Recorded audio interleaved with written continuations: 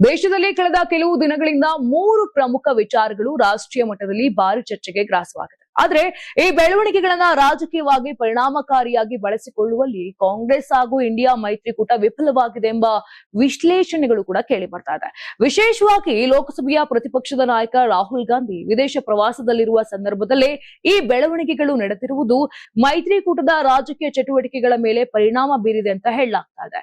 ರಾಷ್ಟ್ರ ಮಟ್ಟದಲ್ಲಿ ಒಗ್ಗಟ್ಟಿನ ಹೋರಾಟದ ಕೊರತೆ ಬಿಜೆಪಿಗೆ ಅನುಕೂಲಕರ ವಾತಾವರಣ ನಿರ್ಮಿಸಿದೆ ಎಂಬ ಅಭಿಪ್ರಾಯ ಕೂಡ ವ್ಯಕ್ತವಾಗ್ತಾ ಇದೆ.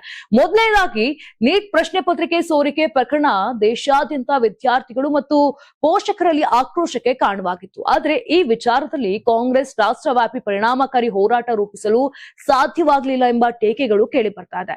ಎರಡನೆಯದಾಗಿ ಎಥೆನಾಲ್ ಮಿಶ್ರಿತ ಪೆಟ್ರೋಲ್ ಬಳಕೆ ಕುರಿತು ವಾಹನಗಳ ಕಾರ್ಯಕ್ಷಮತೆ ಬಗ್ಗೆ ಸಾರ್ವಜನಿಕರಲ್ಲಿ ಮೂಡಿರುವ ಆತಂಕವೂ ಕೂಡ ರಾಜಕೀಯ ಚರ್ಚೆಗೆ ಕಾರಣವಾಗಿದೆ. ಈ ವಿಚಾರದಲ್ಲೂ ಕೂಡ ಕೇಂದ್ರ ಸರ್ಕಾರದ ವಿರುದ್ಧ ಜನಾಭಿಪ್ರಾಯವನ್ನ ಸಂಘಟಿಸುವಲ್ಲಿ ವಿಪಕ್ಷಗಳು ನಿರೀಕ್ಷಿತ ಮಟ್ಟದ ಹೋರಾಟ ನಡೆಸಲಿಲ್ಲ ಎಂಬ ವಿಶ್ಲೇಷಣೆಗಳಿವೆ.